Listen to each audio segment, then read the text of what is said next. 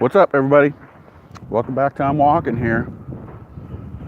I don't have my little thing to block wind. You might get a little wind noise, and I apologize for that. Part two of American Family Tree episode. Part one was kind of like a blow through of like a blow through of American history. Just it was terrible. It wasn't that great. I don't think it was terrible, but it wasn't great. And basically, what I was just trying to establish in the first episode, or in the first part of talking about the American family tree, at least the way I see it, was just talking about how American history, as it was established, is it's a diverse history, and the way I see it, there are really,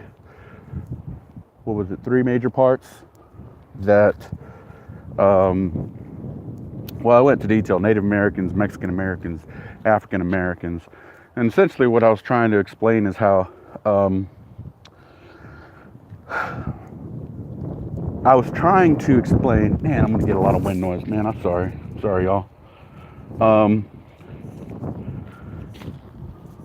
What I was trying to explain is that, or the point I was trying to make in that first part was, where it seems like the state of the country is kind of divided, and it would seem that, at least in my observation of things, it would seem that like the issue of race and either racism or the issue of race period is kind of rearing its ugly head again, at least in popular media and even social media, right? These lines of race are being drawn up, and the way I was addressing that in part one was just kind of setting the foundation and explaining how we're all of our the different peoples in this country, and with respect to the ones I spoke about, Native Americans, Mexican Americans, African Americans, we all started out different places, right? Of those groups, basically the reason I didn't bring up like Caucasian white community is because the way I see it, these are going to be the opinions, the thinking, the psyche, the psychological, the sociological differences that exist between the different races, to include Caucasians. It comes from a historical background, and it starts, in my opinion, way back to the origins of the country. And just as a slight recap, in an effort to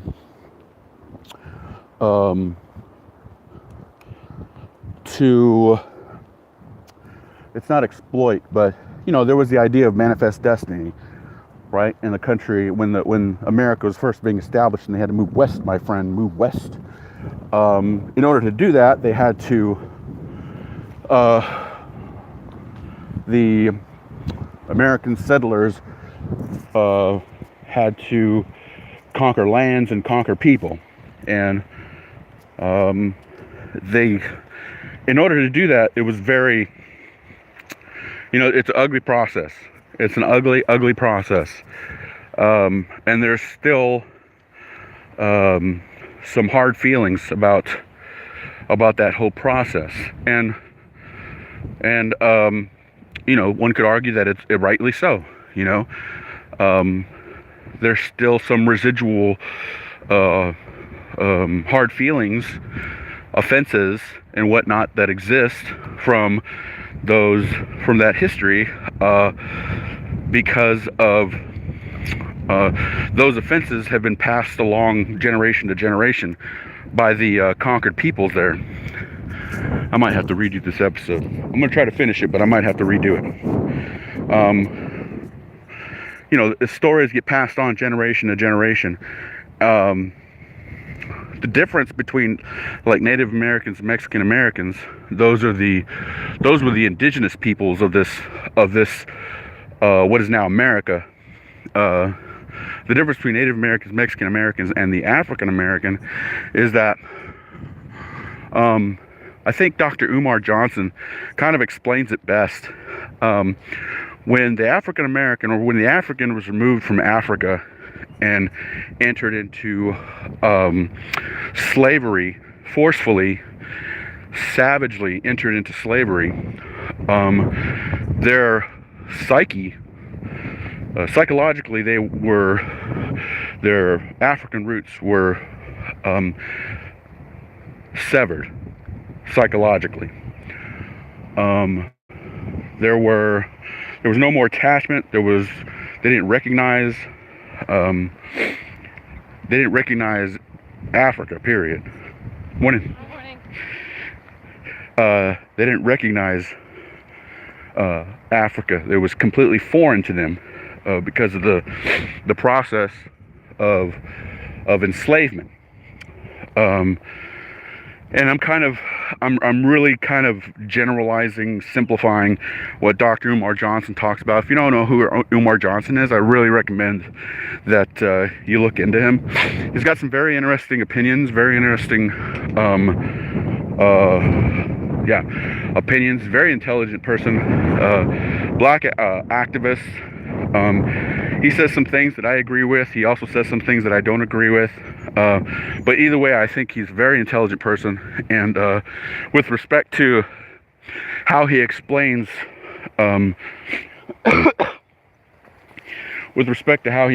like the African American community and their position. I don't know if position is the right word, but their position within the American quote-unquote construct and system,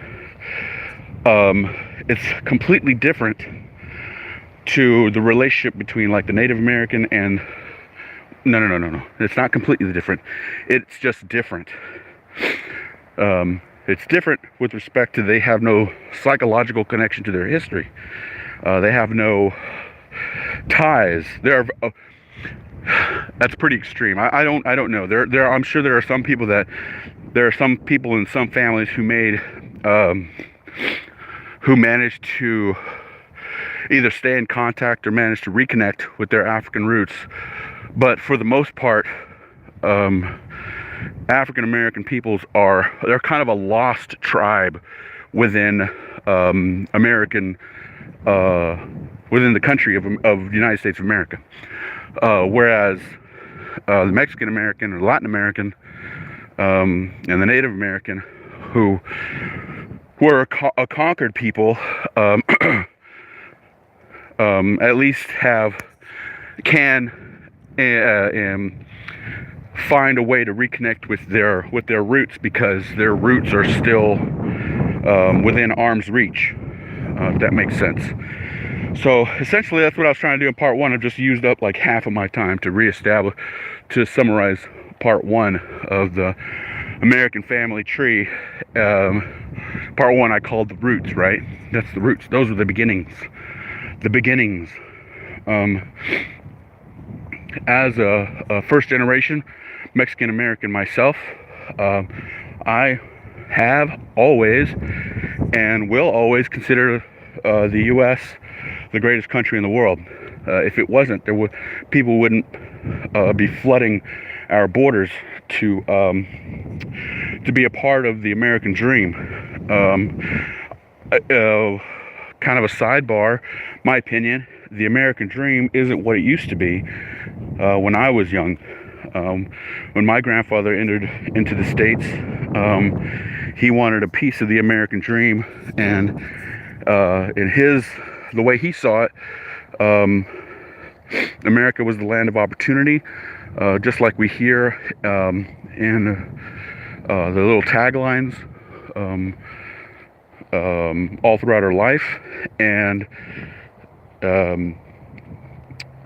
we have been, as a family, have managed to take advantage of that that piece of the American dream. All of our relatives and our family members are somewhat successful in their own respective ways, and I attribute and give credit a lot to the patriarch, right, the grandfather.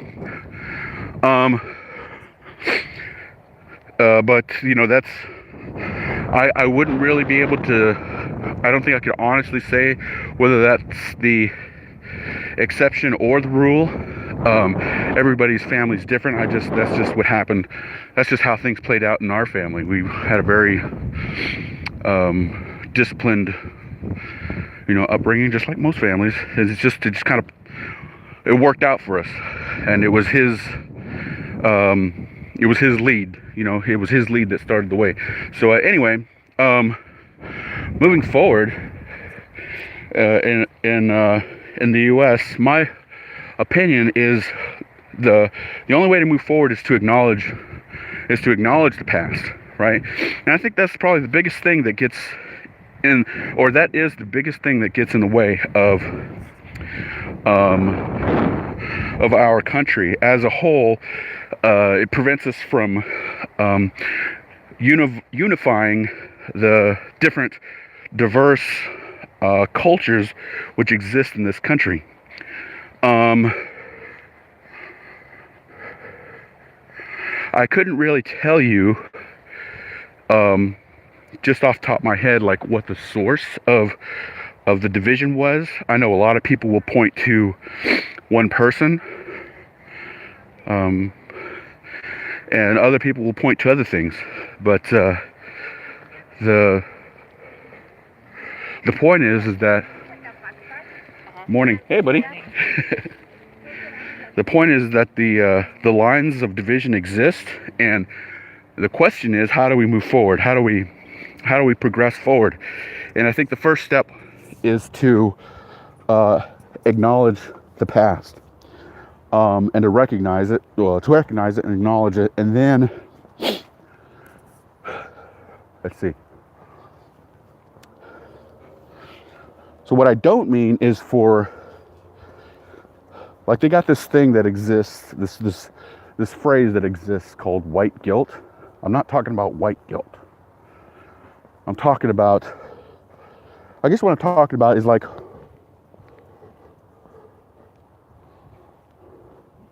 when a minority, or no, not even a minority, but someone who is of modest means, less than modest means,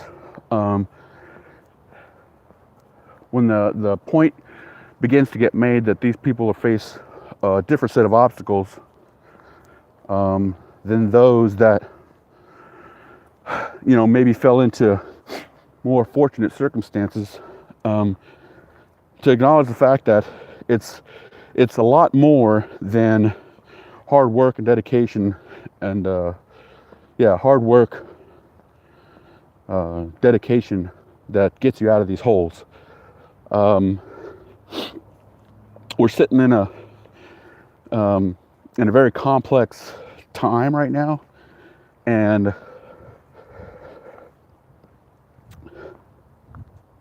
it seems like people in general of all shapes and sizes, types, races, whatever backgrounds, don't necessarily have the patience to deal with each other.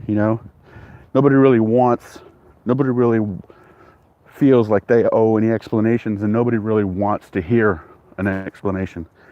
Nobody really wants to do any talking, and nobody really wants to hear somebody talk. And the fact that doesn't take place, that really holds us back. So in order to move forward, there needs to be more talking. There needs to be more acknowledging. What I will say is that I have hope, because I know that in some schools, the one I'm going to, the College of Charleston, but not only that, but the charter school that one of my kids is going to, they're a big part of the curriculum is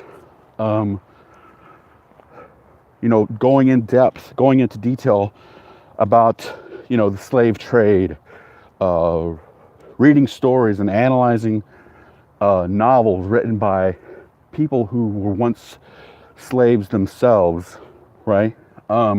As an example, there are other things like, they're still doing like Salem witch trials and analyzing those books and stuff like that, analyzing those stories and digesting those stories.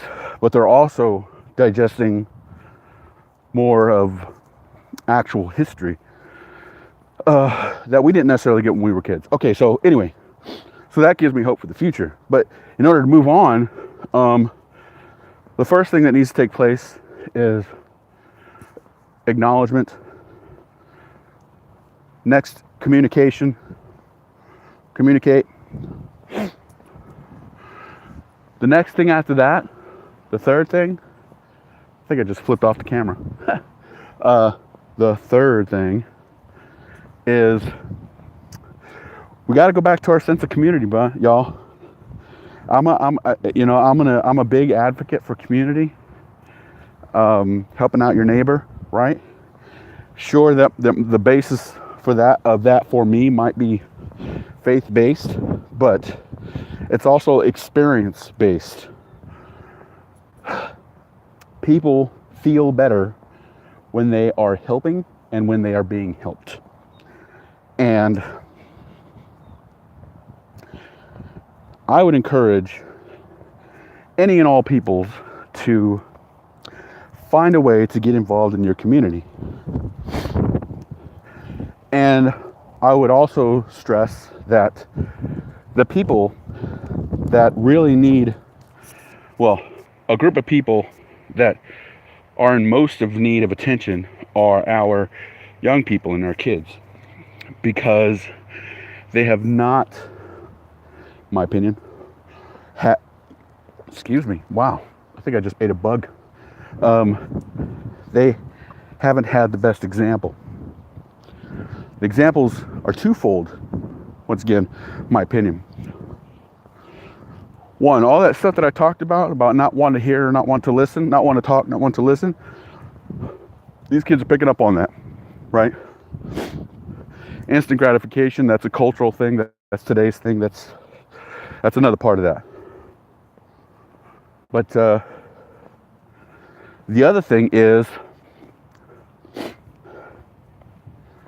maybe some of us, to include myself sometimes, are a little bit quick to explain things off as being explaining things off that happen negatively to us as being the result of something race related, something gender related, something socioeconomic related. Maybe we're too quick in explaining things off from a personally. Maybe we're a little bit too damn emotional. Maybe we're too quick to take things so personal, and maybe my thinking, that thinking comes from a military background, because in the military, at least in my experience, right, some guys who are in the military might have a different story, but the military has a good way of simplifying things for individuals, and especially when it comes to relating to each other and task execution by a group of people who are different and have to work together for the first time. And really all it boils down to is that whole red light, green light, go, no go, right? You recognize that the situation has to be, either has to be resolved or a task needs to be accomplished, and regardless of your differences, you have to work together. And frustrations come up. Those get resolved typically through communication. You're not necessarily going to have like a chain of command in the general public among civilians, but communication is a big part of resolving issues and getting on with your life.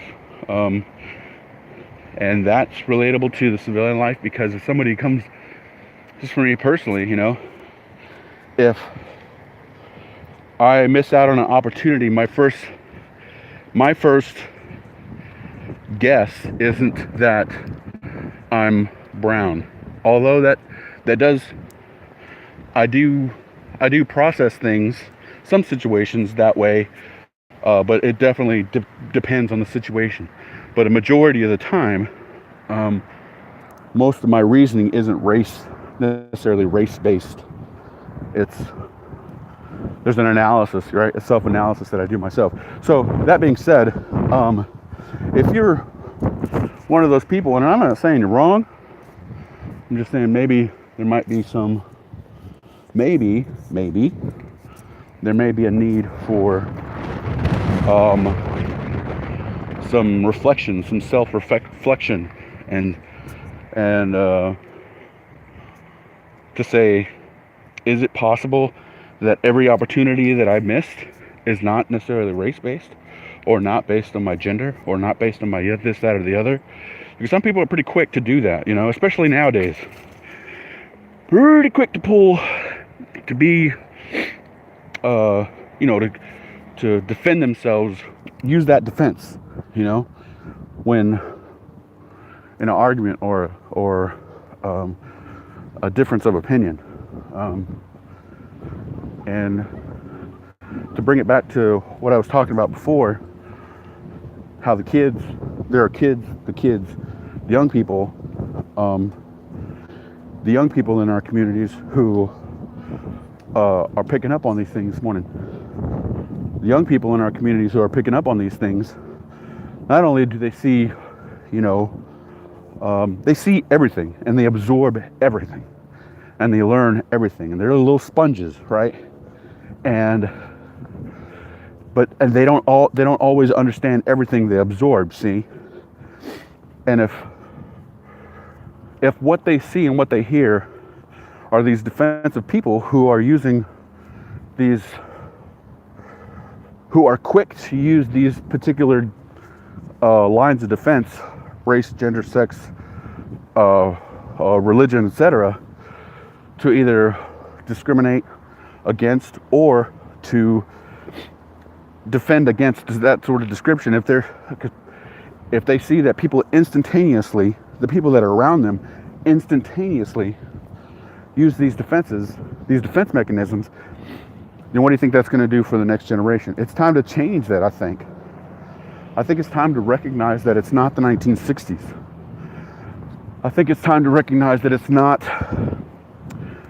go west, my friend, I think it's time to recognize that in today's America is a lot closer to what the forefathers intended, and it's not the 1960s.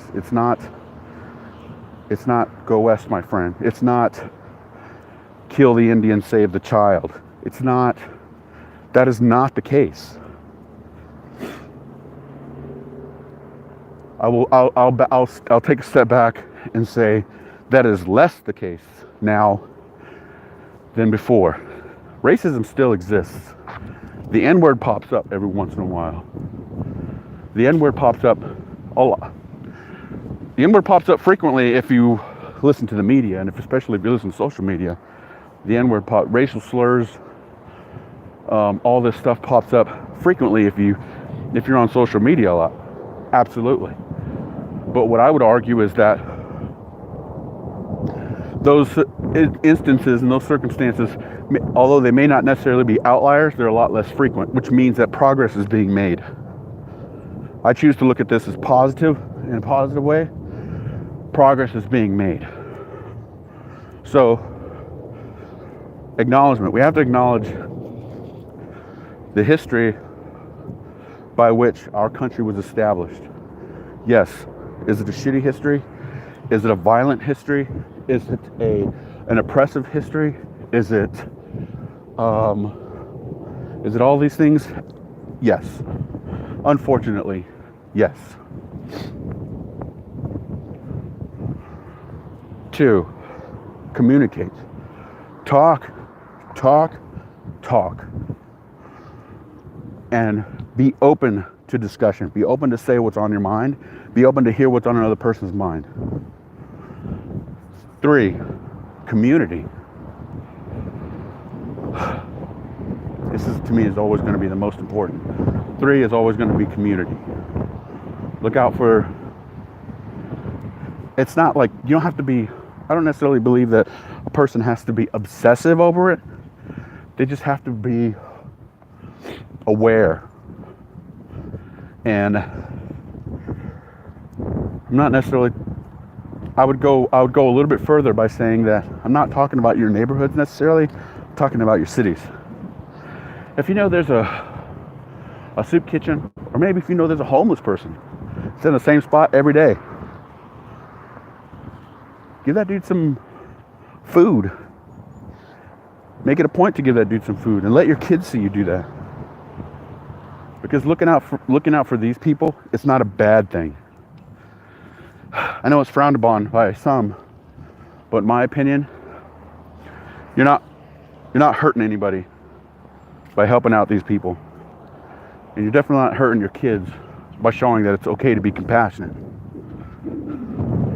That's the group of people that I'm most concerned with, is our young people, because they follow the lead of not just their parents, but their older siblings, their aunts, uncles, their neighbors, their teachers, their principals, their custodians, everybody makes an impression on these little people, and you just never know who they're listening to, who they're watching. So community and the next generation.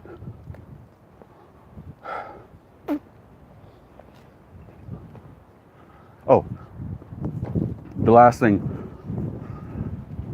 I think in a word, it comes down to accountability. Be accountable to yourself. Be accountable to your loved ones. Be a good person for yourself and for them. And I think if that's your focus, then you'll be less likely to be defensive. If you are absolutely doing the best that you can, if you're taking advantage of every opportunity that you have, that to me has always been the recipe for success. That's not to say that racism or some sort of oppression, discrimination does not exist. It does. It does. And when it shows itself, then it needs to be slaughtered, It needs to be beheaded. Racism, oppression, discrimination, this is not a hydra animal. This is a serpent. It's a serpent. It's not a hydra, where you chop one off, 2 or 3 more pop up in its place. That's not the case. Typically, when you address those issues head on,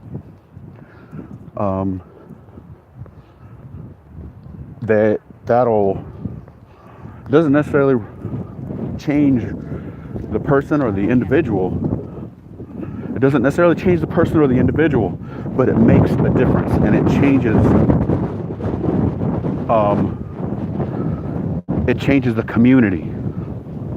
The ripple from taking that issue on head on, the ripple effect is felt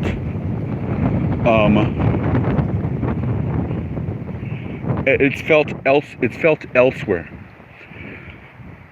and it's felt greater, close by, of course, when you talk about ripple effects. So that individual may not change. That individual may not be able to be changed, and that one you just have to chalk up as a loss. But I believe, and I have faith that if you address those issues head on, then it makes a difference somewhere, typically with the people that are closer to that situation.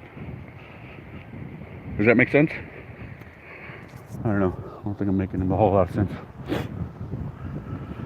I have hope for the future. I always do. I always have hope for the future. I got a friend of mine that says that the hope for the future comes from being a father. And that might be true. As a matter of fact, I would probably say that is 90% true. The other 10% I think has to do with how I was raised. My dad always told me, move forward, move forward. You always push forward. Always push forward. Never look back. No such thing as can't. And this is a guy who started the second grade at 12 years old as a Mexican immigrant, you know? So if he can have, my dad has that sort of positivity and that sort of optimism, of course, I think that's what's bled, you know, that I've got that same stuff in me. So, and he was a good dad. He is a good dad. He's still around, so he is a good dad. So, anyway, okay. I'm not sure if I did a very good job of making my point, but there you go. It's episode 5. I'm walking here. Remember, I have I'm walking here too at gmail.com. That's the email. You can send me an email if you have any topic discussions or topic ideas. I have an I'm Walking Here Facebook page. So if you're on Facebook, go to I'm Walking Here on the Facebook page. Whew, I'm winded. I gotta get to school. Time is it? Oh, I gotta get to school.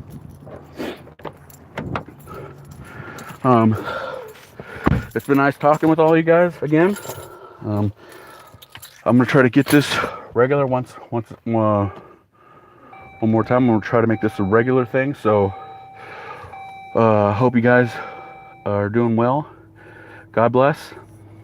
Peace.